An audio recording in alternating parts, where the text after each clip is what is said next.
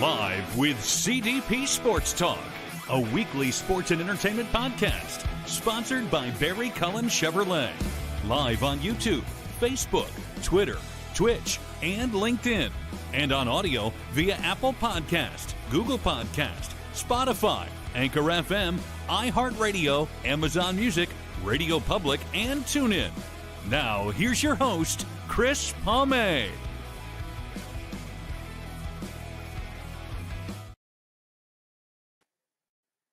Good afternoon, everybody. Welcome to Season 10, Episode 47, Overall 542 of Live with CDP Sports and Entertainment Talk Show, sponsored by Barry Cullen Chevrolet Dealership at 905 Woodlawn Road West in the Guelph Auto Mall. Check out barrycullen.com for the newest selection of new and pre-owned GM vehicles, along with their great selection of all-electric vehicles and Cadillac vehicles as well. You can call the dealership at 519-824-0210 and tell them Chris Palme sent you. And you can email the dealership at info@barrycullen.com. Barry Cullen Chevrolet Dealership has been family run and operated here in the city of Guelph since 1969, and yours truly has been a customer of Barry Cullen Chevrolet for the last 25 years.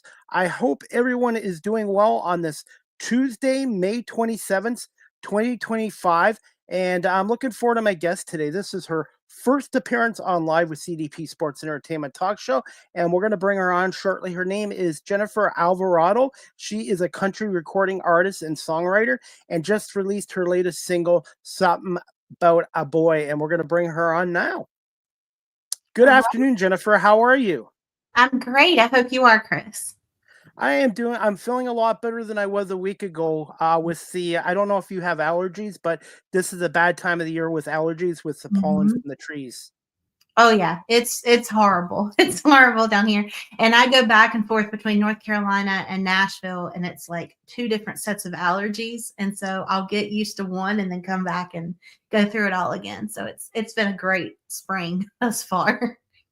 I ended up having to see an eye doctor last week because I ended up accidentally rubbing my eyes, which you should never do. And it kind of affected my vision. But thankfully, with the help of modern medicine, I can see better again than I could last week.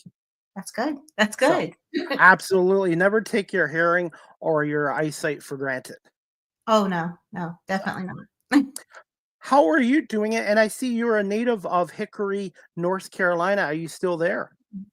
No, I'm not. So I grew up in Hickory. I moved when we got married. I married my husband back in 2012, and we moved to Vail, which is about 30 minutes outside of Hickory. So not far at all. But honestly, I spend most of my time in Nashville. I go back and forth. I'm either on I-40 going back and forth, or I am about 30 minutes outside of Nashville in Portland. So yeah, I spend a lot of time there now.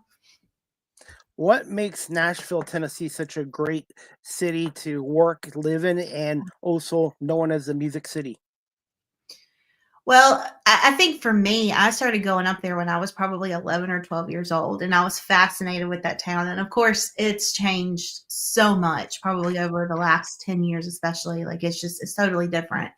But I will say the biggest thing about Nashville is probably the community aspect of it. The songwriter community is huge there, and you kind of got to be there to be part of it. But it's very open and inviting, and you have, like with anything, you have your little sections of different groups and stuff like that. But I think in comparison to smaller towns and places around North Carolina, I've just noticed there's more of an openness. There's more of a, like come on, and people share what they've learned, and you've got a lot of history there. You've got older artists and songwriters there, but you also have up and comers and newer. So it's like this mass, like generational thing where you can go, and it's one of the best places you can go to like learn all the ropes that come along with this weird, crazy industry. Jennifer, can you just tell my audience, I'm just based outside of Toronto, here in Ontario, Can you just tell us a little bit about yourself and where did you attend school and how much of an impact has music had on your life? Yeah, so I am an only child. I tend to think that's probably why I got into music because it was just me. And so I had to have something to do. I started writing when I was about 4, making up little songs and Wow. jingles and stuff like that. Yeah. And then got involved with church choir and also school choir, and started singing when I was probably 7 or 8. Went through a period of time where um, I was in drama club and doing, theater and stuff like that. But when it came to singing, um, I would have this anxiety, and it happened probably when I was about 11. And up until probably mid high school, like I was just terrified of singing anymore. I don't know why. So I would write, and I focused on writing and playing guitar, and that was sort of my focus. And then I got back involved, heavily involved with worship leading at the church and doing that, and kind of had the music as, I guess, my hobby, because my parents are very realistic and I get that. And so when I got into, I went to a school around here called Lenore Ryan, for vocal performance. And they were kind of iffy about it, like, okay, what are you going to do with that once you graduate? So I ended up actually switching to political science, and ended up, I was going to go to divinity at Duke for divinity and law school, and deferred that for a year to kind of figure out, like, is this what I really want? And just started working as a paralegal. And something that we have in common is the corporate securities and acquisitions and all that kind of stuff. So I did that for a while because that was the responsible thing, I guess, to do, and realized after a number of years that I was not happy, and I missed music. And so I got back involved with music, and especially in 2020 was sort of like, I think it's that idea of like, okay, if the world is going to be completely different now and we don't know what tomorrow brings, I want to know that I'm not going to regret, like, never at least trying, and never putting myself out there, because I had all of these songs kind of just sitting on a shelf, gathering dust, because I was still so nervous to share that part of myself with the world. And yeah, so it was one of those things of like, you know what, I've got nothing to lose. I may as well just throw it out there and see what happens. And that's what I've been doing since 2020, is throwing it out there and see what happens. 2020 is when I found my new passion, and it got me through that 2-year pandemic. And Yeah. to be honest, when I started this show 5 years ago, I did not want my settings on private on public. I wanted them on private. I was afraid to put myself out there, but eventually I learned to do that. And now 5 years later, I'm completely comfortable doing this. And that's what I love about this show, is hearing my guest story. And even though you're into music and I'm into kind of radio media work, we both kind of switch careers later in life, and it's Mhm. never too late. No, it's not. And I think that's really what, one of the biggest things. I think this world kind of tells you, like, this is the timeline, and you've got to do this at this age and this at this age. And it's like, we all are on a different journey. We all have things to learn. And I think because I didn't do, I guess, the normal timeline of things, I think that it makes me Same a here. little bit, but yeah, I think it makes me more grateful for the opportunity. And not to say that somebody younger would misuse it, but I think when you have to sort of fight for where you are, and you have to figure out what it means to you on a different scale, um, you learn to not take certain things for granted. Jennifer, who were some of your early influences and mentors, and how much of an impact did your family have on your music career? Mm. I would say one of my earliest influences was probably either Celine Dion or Whitney Houston. I loved big voices. Like, I just thought that's how you're supposed to sing. So those were probably the biggest. And then like groups like the Eagles and stuff like that my mom would listen to. And then when I was about 9 or 10, I figured out who Reba was and started, like, I just went insane over Reba. Like, I was like, yes, this is the epitome of like the career I want and what I want to do and all that, because she was here and there and everywhere and doing all these different things. And so Reba's a huge influence, writing wise. People like Patty Griffin, people that tend to sing their own songs and write for others, like that's huge. I love singer-songwriter type things. But honestly, I think from an early time, probably my papa and my grandmother. My papa he played bluegrass, and he played several instruments. He was the one that first got me started on guitar. And I wanted to be like my papa. He was also an artist. And so he, I don't know, like he was just that artistic person that I thought was awesome at everything he did.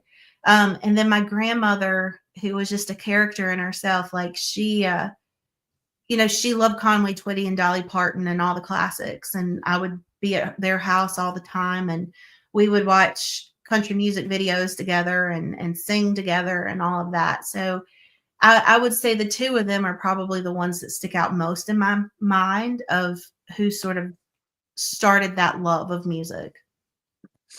I'm going to put you on the spot here, Jennifer. Right now, I want to get your opinion. Who are some of the top country star musicians out there, both male and female, if you had to say? I like Ella Langley. I think that she brings some stuff from the past. I just think that she's got a very classic sound. I like Zach Top. I think that he brings that 90s country sound. I like artists that still sort of have their foot in the past, and they you can tell who influences them. But also they're bringing a newness to it, but they're also showing their fans like the history. So I think that's probably why I gravitate toward those two, because I feel like they still pay homage and do a nod back to those classic artists that paved the way for all of us. How much has country music changed even in the last 10, 15 years? Honestly, I think it's changing all the time. I will say that I feel like it really pulled, like, especially as Nashville sort of changed and became, I mean, Nashville's become a lot like LA in many ways, especially like, the big skyscrapers and just the commercialization of things, which is both good and bad. I mean, I'm not going to go into an argument on that, but I will say that I think that a lot of pop elements, a lot of the commercial catchy side, sort of moving away from the storytelling aspect is what has become popular over the past few years. That beat that you can throw a dance beat onto it and go play it in a club and whatever. And I see that slowly shifting, especially in the songwriting community. 90s style songwriting is making a comeback. The importance of telling a story is making a comeback. And so I think just like we saw this shift, we're going to see another one in the next probably 5 years of going back toward that storytelling aspect and just, everyday life kind of thing, and not just songs about whiskey. How competitive is the music industry, and what advice would you give to those people that are watching this or listening that might be interested in pursuing a career in the music industry? I think a lot of the competitiveness is when you allow comparison to start dictating what you're doing.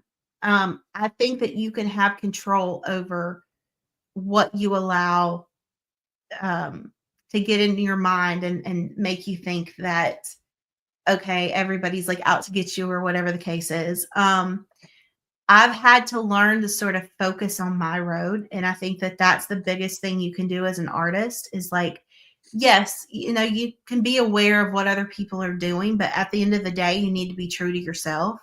And what I see a lot of is people trying to copycat somebody else's success.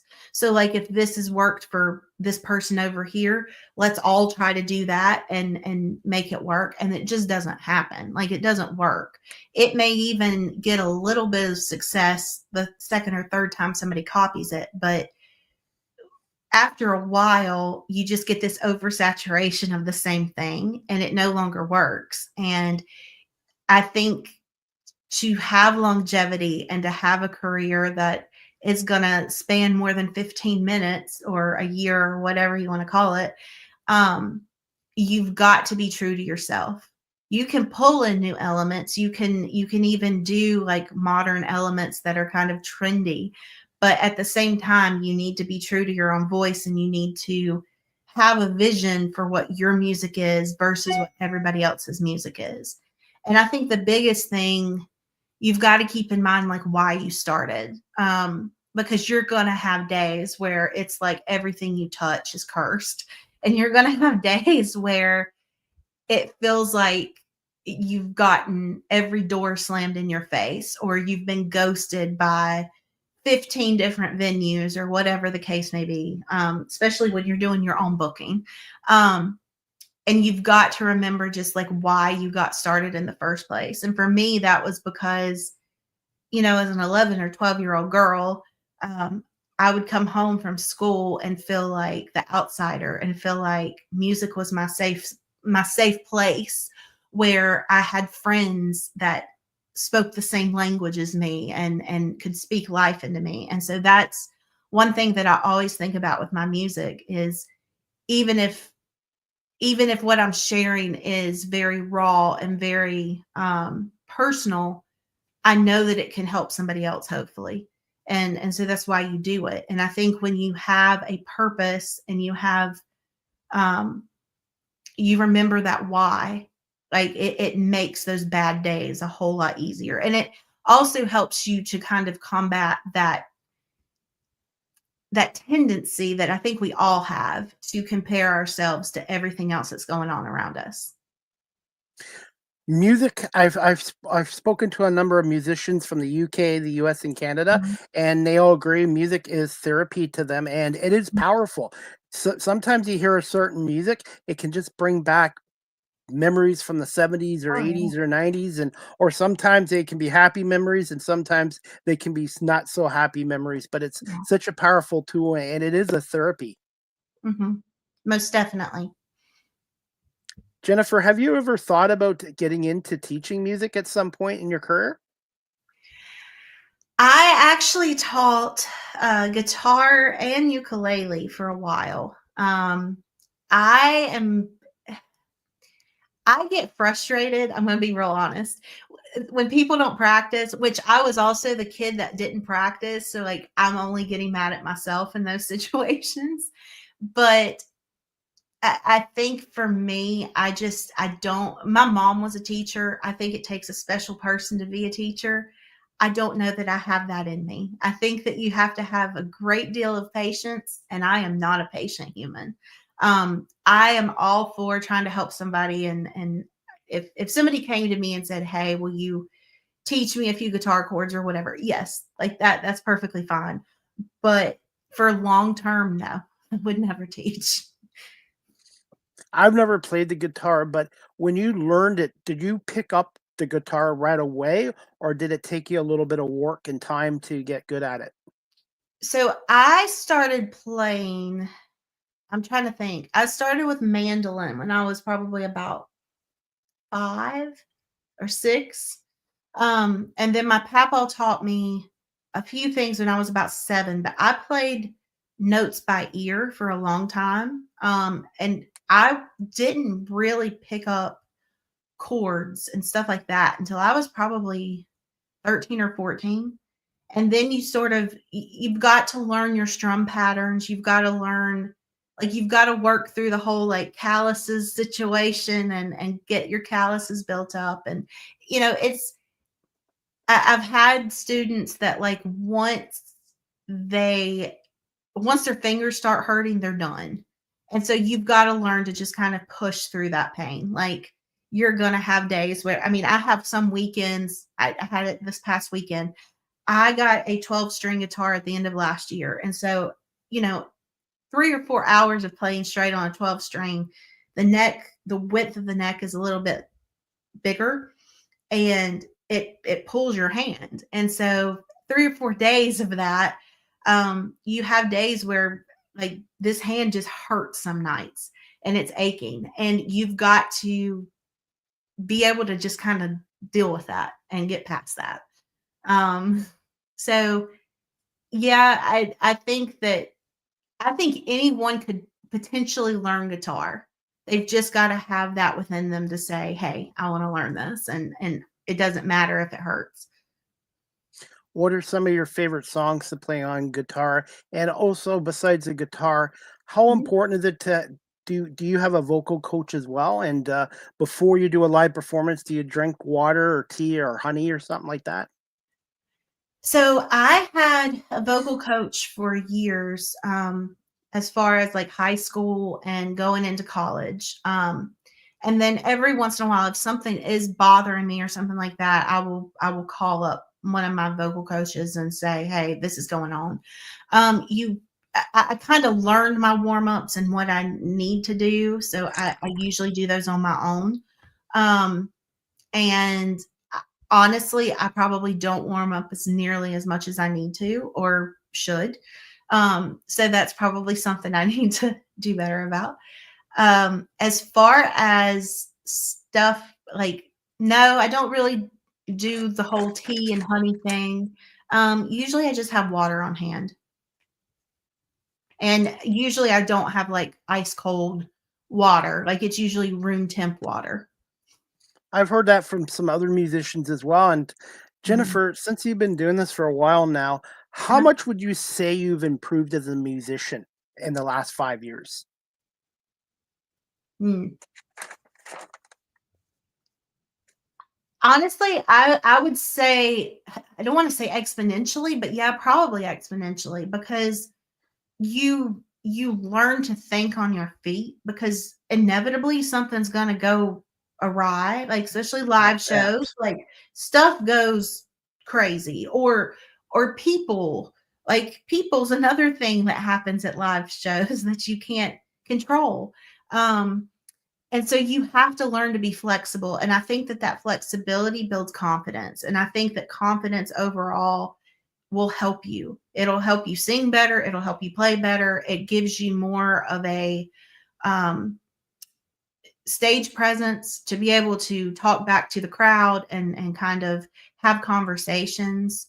Um, I still have days because, again, I still deal with anxiety. And so I still have some days where the anxiety is high and I don't talk as much. I just don't. Like, the talking aspect of performing has always kind of been that like Achilles heel for me, because it's like you have that thought of like, did I just say something stupid? Like, what am I saying? Like, what am I talking about? And so sometimes you get in your head with that, like if it's a bad day.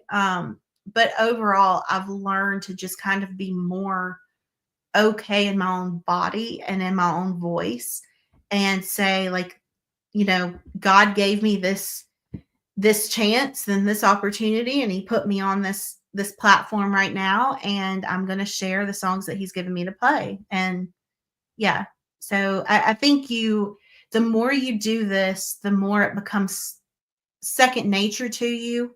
um I will say, if I ever stop getting the nerves aspect of things, I probably won't do it anymore, because to me it means that it's kind of become second. It's just become going through the motions, and I never want to just go through the motions with this. It's the same when I first started this career. When I Mhm. went live, I would be nervous, or when I was doing camera work for a hockey team, I was Oh, nervous. And one of the producers told me, Chris, if you don't have nerves before a live performance, then it's probably time for you to move on. So mhm. I've heard that before as well. Got to ask you this too, Jennifer. Do you have any rituals or superstitions before a live performance? And how long does it take for you to gauge an audience mood when you're performing live? It honestly depends. If I start out with a song of a certain genre and the response is pretty good, I will continue kind of down that path. Now, if I do a certain genre and it's just like crickets, I'm like, okay, well let's go this route. And so I will say that it's been 3 or 4 minutes, it's been 15 minutes before of trying to get, and then also depending on where you're playing, you may have that influx of like this group comes in and then this other group comes in. And so like there's been places that I've played over the years that it may be 3 or 4 different demographics of people depending on the time. And so you have to sort of learn this group and then this group leaves, and so you have to sort of move to the next one and learn to do it that way. It becomes easier. You learn to figure out who's responding and who isn't, and then also you learn who's going to kind of help give you what you need in order to be able to give them more back, because it's a give and take. Like that whole audience and musician kind of relationship, it's a give and take. It's just like with this show, there's a give and take. And if people are asking questions and being engaging, you tend to be more into what you're talking about. So um yeah, so and I can't remember what the first part of the question was, but I will gladly answer that. I think if I should have wrote it down. When you get to 52, you have to write everything down or you forget. I think one of part of the question was how long it takes you to engage an audience, but also too, I've talked to comedians as well. Comedians and musicians are similar in a way, in my opinion. What is more difficult to perform in front of a big crowd or a smaller crowd? Small, by far. Small. And small if especially if it's people that know you. One of the hardest crowds I've ever like done anything for was family members. Because they're going to tell you. They're going to tell you exactly what they think. They're going to tell you that, that was a dud or whatever. But then beyond that, like I think when it's a crowd of like especially if it's a big crowd, you don't tend to focus on one person. At least I don't. Like if this person's giving me a look, I can look over here at this one and smile and move on. But when it's smaller, like you can't get away from certain people. And so yeah, I will say small is definitely harder. What's the average performance like time wise, and an average song? How long are your average songs that you write?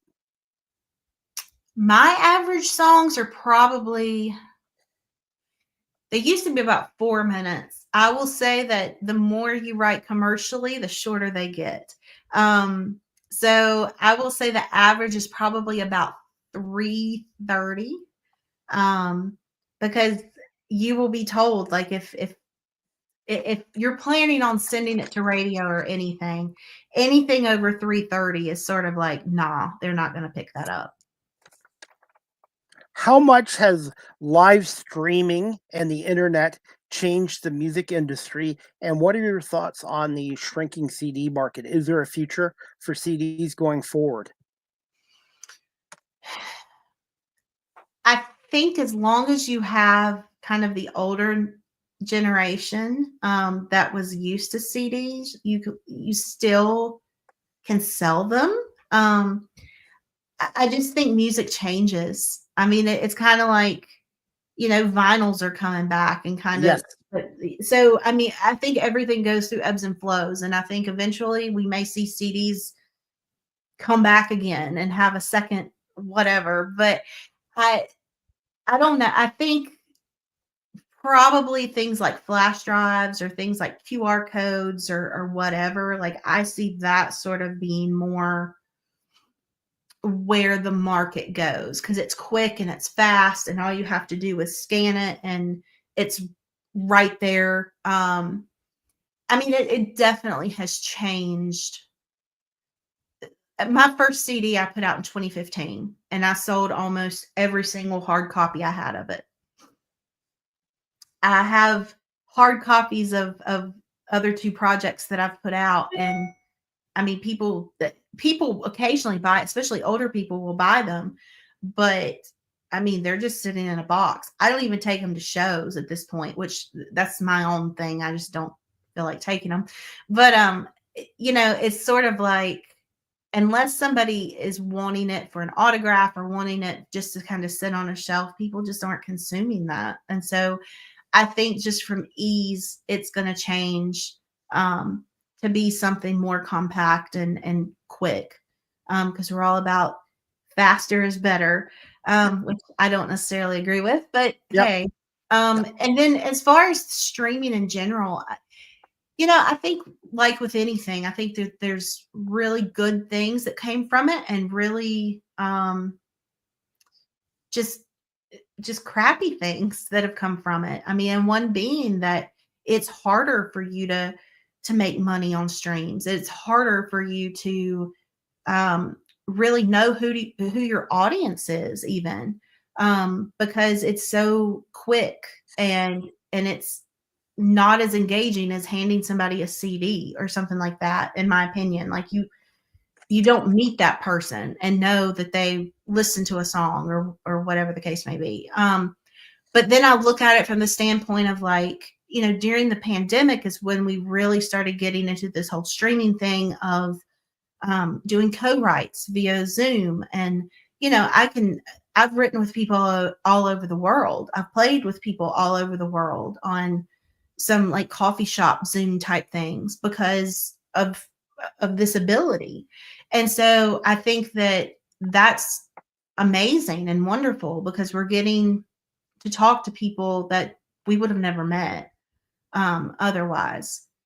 So I think that there's definitely wonderful aspects to it, but it does require you to kind of pivot, especially as an artist, to pivot and figure out, okay, what's going to be that next thing that is lucrative and I can sell that could, help me sustain this job and this career.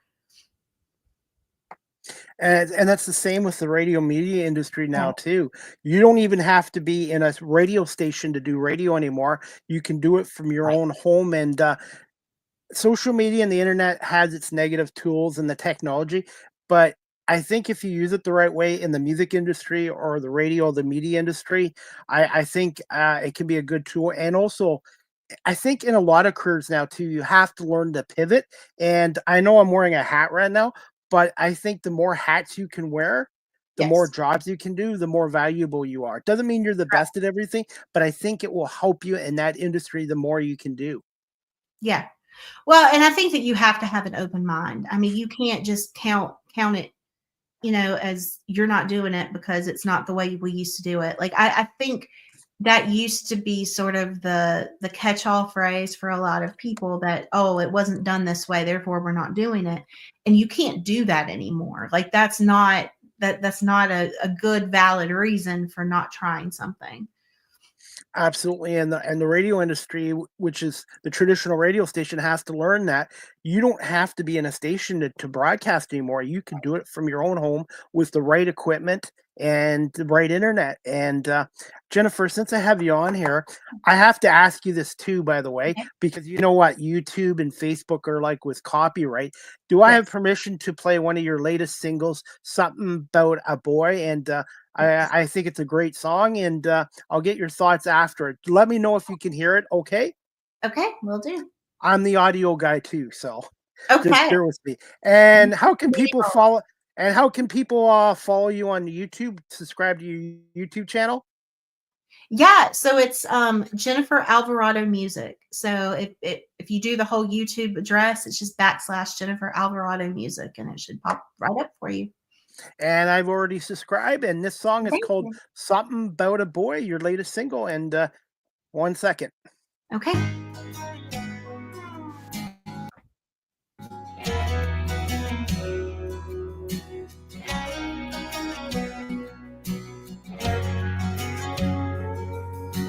She was 18, following her dreams, falling for a boy who couldn't quite seem to get to where he was going.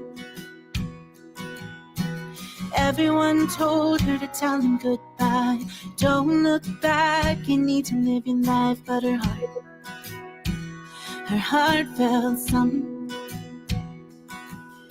Seasons go and seasons change, but one thing always stays the same.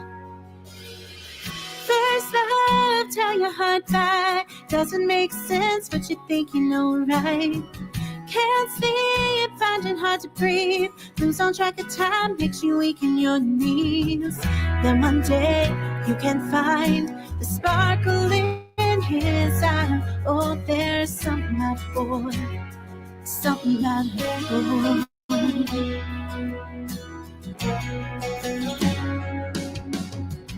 For years of putting him first, every word he said hurt a little worse. She stopped dreaming. Never enough to make things right, and never strong enough to tell him goodbye. Until one night, the truth was glaring. Love is always worth the fight, but sometimes you run to save your life. First love, tell your heart back. Doesn't make sense, but you think you know right. Can't sleep, finding hard to breathe. Lose on track of time, makes you weak in your knees. Then one day, you can find the sparkle in his eye. Oh, there's something about a boy. Something about a boy. Oh, oh.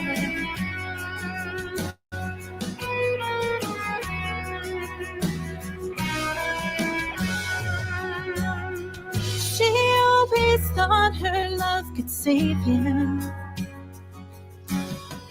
By finally letting go, she found herself again. First love, tell your heart back. Doesn't make sense, but you think you know right. Can't sleep, finding hard to breathe. Lose on track of time, get you weak in your knees. Then one day, you can find the sparkle in his eye. Oh, there's something about a boy. Something about a boy. Oh, oh, oh.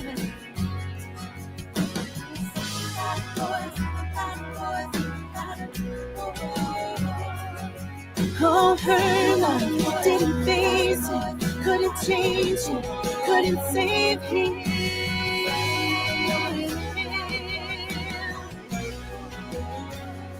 But there's something about a boy. Oh, oh.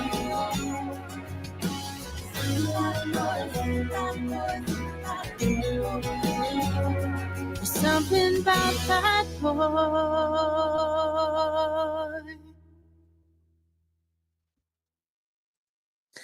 That clip was courtesy of Jennifer's Alvarado's YouTube channel.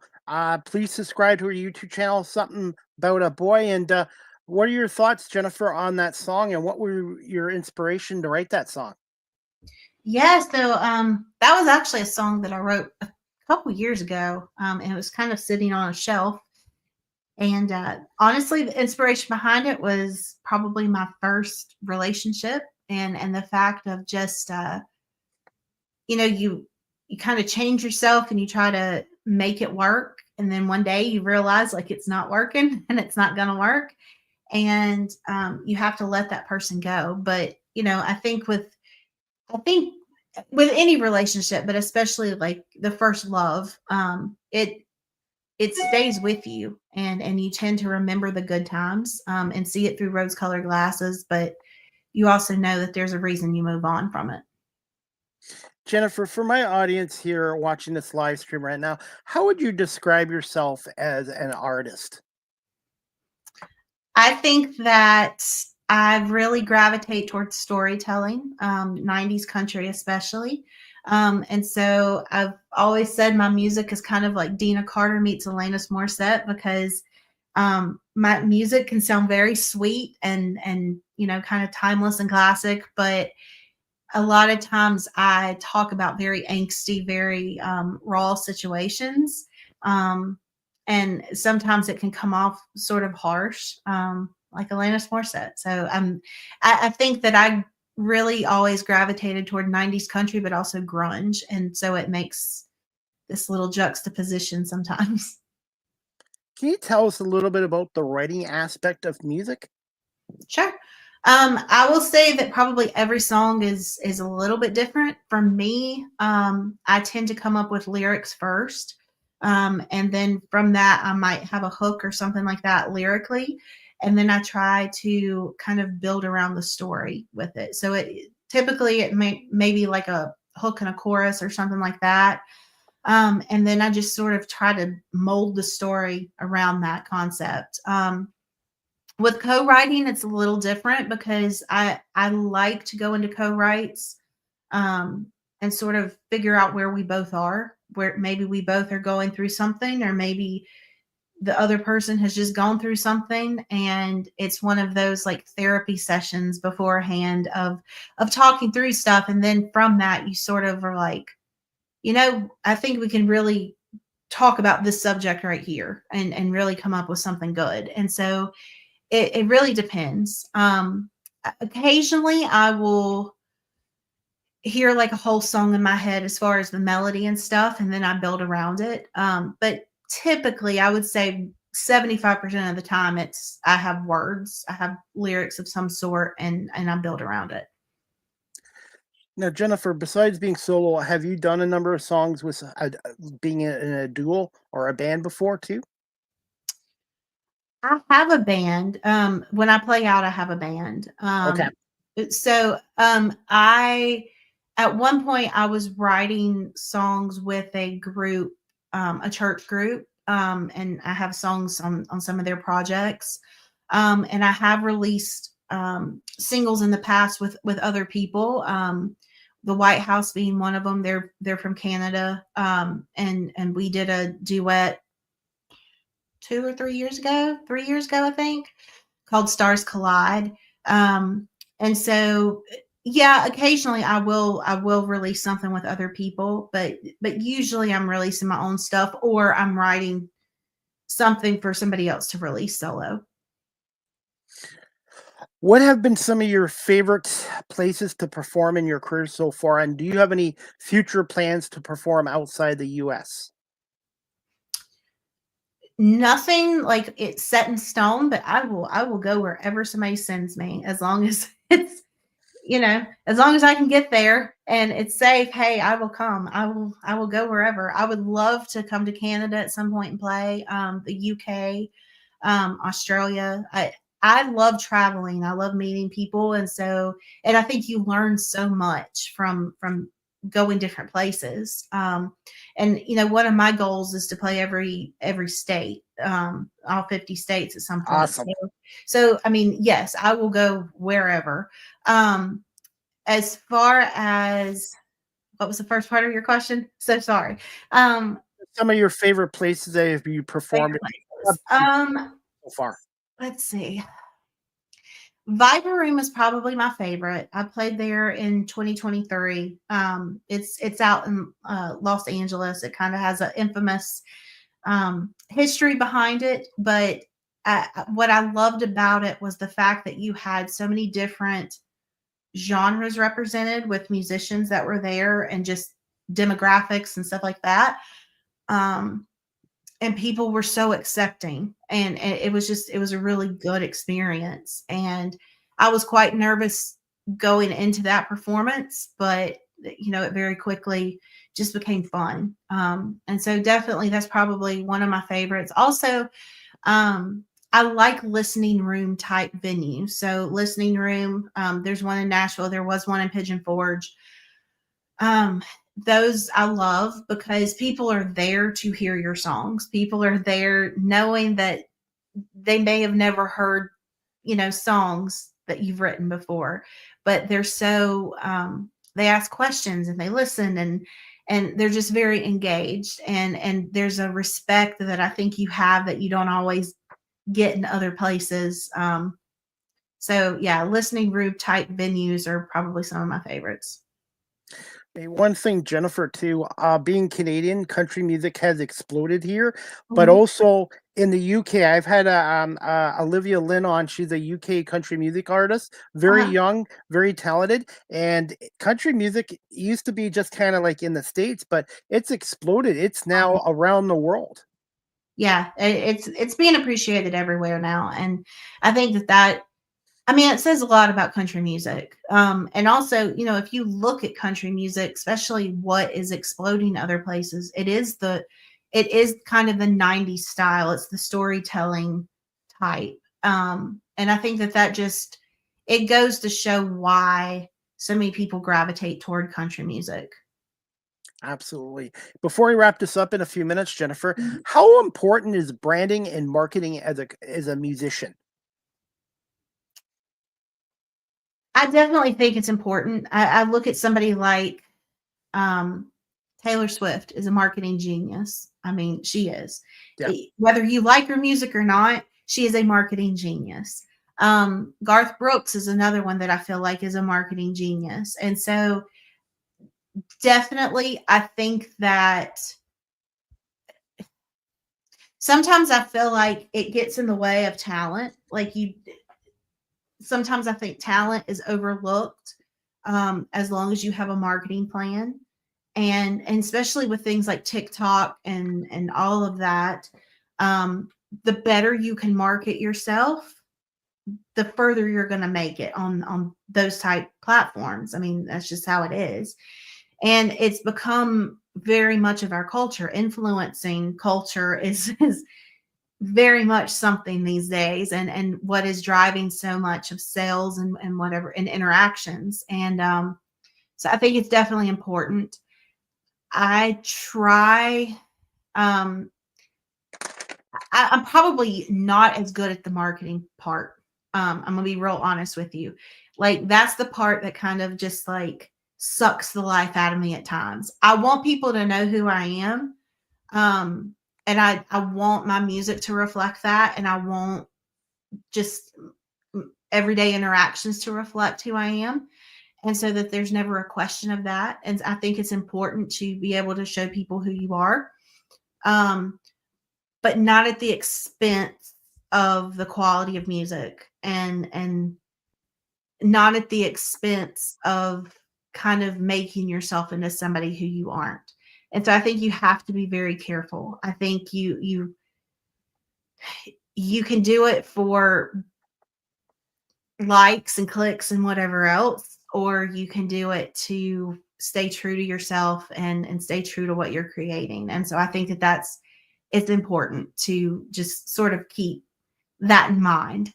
Because I feel like it's a slippery slope. Like you can very easily lose yourself in the branding and marketing and become a product versus a person with a purpose. What are thoughts on burnout in the music industry? Have you experienced it at all, or seen somebody that's just burned out completely? Oh yeah. Yeah. I mean, even in the past few years of going back and forth with Nashville, like, you know, there's people I meet at rounds that have just moved to town, or they've been in town for 2 or 3 years, and then all of a sudden they're gone one day and they're like, we're done. We've got to go reset back in wherever. I've had several friends that have just up and left. And you've got to keep that balance. It's very easy it's very easy to see what's working for other people and try to go down that path. And if it's not you and it's not real, it's going to burn you out. And I will say, even from a touring aspect, I mean, I spend well over 200 days a year on the road traveling places. That's a lot. It is. And you don't think about it until you reach like November. And then all of a sudden it's like you've been hit by a Mack truck and you're like, why am I so tired? And it's like, because you don't stop and you don't have that downtime to just think and rest and be. And so I've had to learn balance. I've had to learn, like, yeah, I can play 5 days straight of shows, and do 3 or 4 hour shows, and I'm not going to die, but am I going to still like love it by next Tuesday or whatever the case is? Like, you've just got to learn to sort of pace yourself. And that, especially for a person that's a workaholic, that is very difficult. Like, I am that person that's like, here's my goal. We are headed there now. And so I've had to learn to pace myself. And part of it is putting people around you that are also going to speak life into you and be like, hey, I think you need to like slow down a little bit. I think you need to breathe. I think this isn't that important and you need to like take a day off or whatever the case is.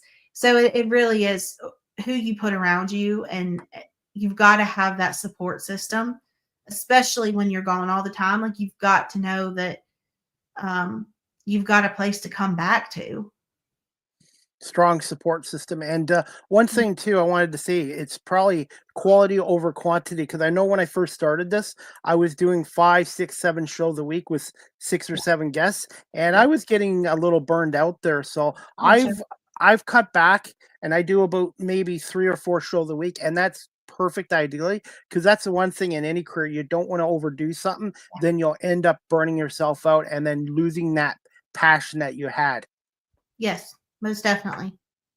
Yeah, and that, it's something that you learn as you go. I mean, I was at a place where I wanted to just sing. And so when you're there and you have a passion for it in the beginning, it's like, it doesn't matter what it is. I'm going to go do it. And then you start to realize, like, wait a second, like, was this really worth traveling 3 or 4 hours to get to? And so you start to rethink things as this goes. But again, that's life, and you learn as you go. Absolutely. What are some fun facts about Jennifer Alvarado that your fans might not know about you?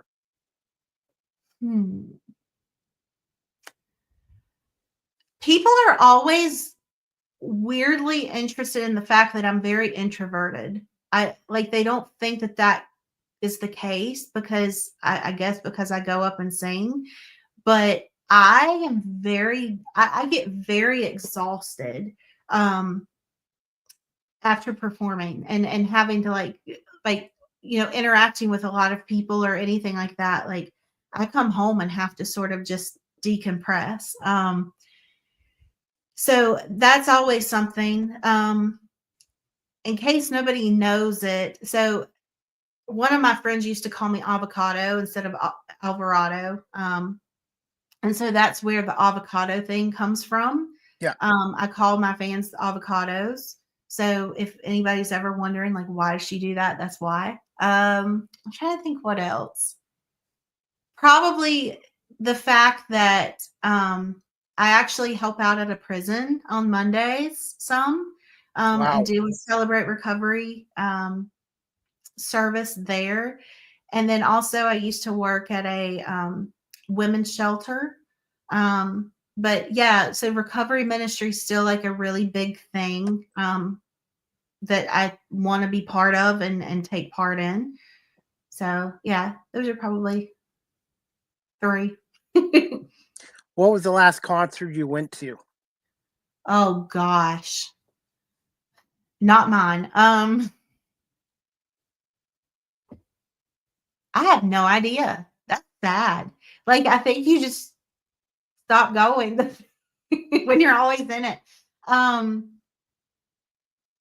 It probably was a Reba concert, and it was probably years upon years ago. I feel like that was like the last one that I actually bought like tickets for. So yeah, Favorite, it's been a while. favorite food?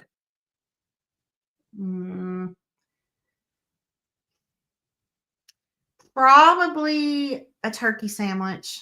I ate a turkey sandwich from like 5th grade through my 20s, like every day for lunch.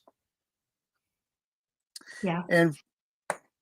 And finally, Jennifer, where can my audience follow you on social media, your website, and promote some of your next live upcoming performances?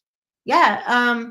I've got actually 2 shows locally this weekend. One is in Huntersville and one is in Monroe, and both really cool venues that I really like. And then I'm actually going to Connecticut in 2 weeks to play the Country on Deck round up there, and then coming back through Richmond and Raleigh area.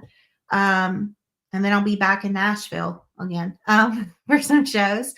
But yeah, website is jenniferalvarado.com. You can look at my schedule on there. You can read my blog that hasn't been updated in a while, and I need to get back to it. You can learn about upcoming music, all that kind of stuff, and just recent press, that kind of info's on there. And then links to my socials. Everything should be Jennifer Alvarado Music. And do you have merchandise on your website too? I think that page is off right now, Okay. but yes, I do. So you can email me and I can like send you stuff or whatever. But yes, I've got to get that page back up and running. But I also have Bandcamp and stuff is on there too. What's the best way of somebody reaching out to you online to get a hold of you? I would say check my website. There's a thing right on there that you can join the mailing list, and also there's an email address on there that you can click and send me info or messages to. Well, Jennifer, I want to say thank you so much for giving us almost an hour of your time today. And it was great hearing your story and about your music career. And you have an open invite to come back on my show again in the future. And before we wrap this up, do you have a quick question for the host CDP? Oh, goodness. What topics do you think make a great country song? I'm not a musician by any means. I tried karaoke once.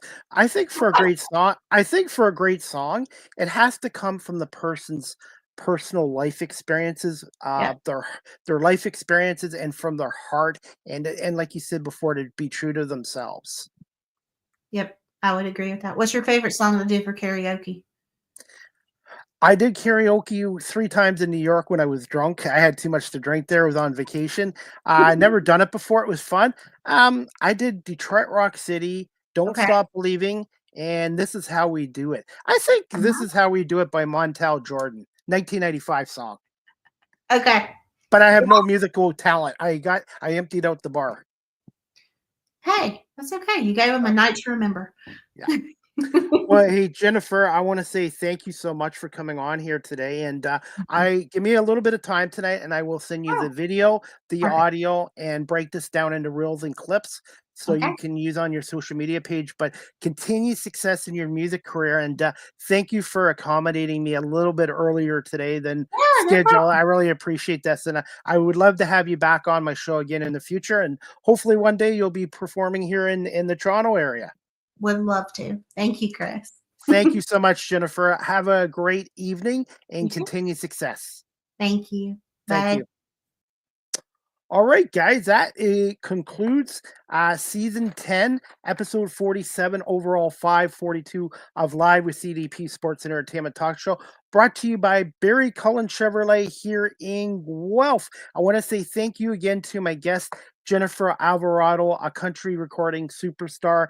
Please check out her YouTube channel, her website is jenniferalvarado.com as well. She's on Instagram, Facebook, everywhere. Please subscribe to her YouTube channel. And her latest song is called Something About a Boy, her latest single. And she does have another album, a couple of albums on Spotify as well. I'm going to wrap this show up quickly, guys, because I have a second show today at 4:30 in about 15 minutes with Keith McPherson, a radio host and personality with Sports Radio 66 WFAN in New York City. And Keith's going to come on with us for about 20 minutes today and talk New York Yankees baseball for us. So again, I want to say thank you to Jennifer Alvarado for coming on here today. And thank you to Barry Cullen Chevrolet for sponsoring this show, and to everyone watching this live stream in audio. I will be back in about less than 15 minutes for part 2 of Live with CDP Sports and Entertainment Talk Show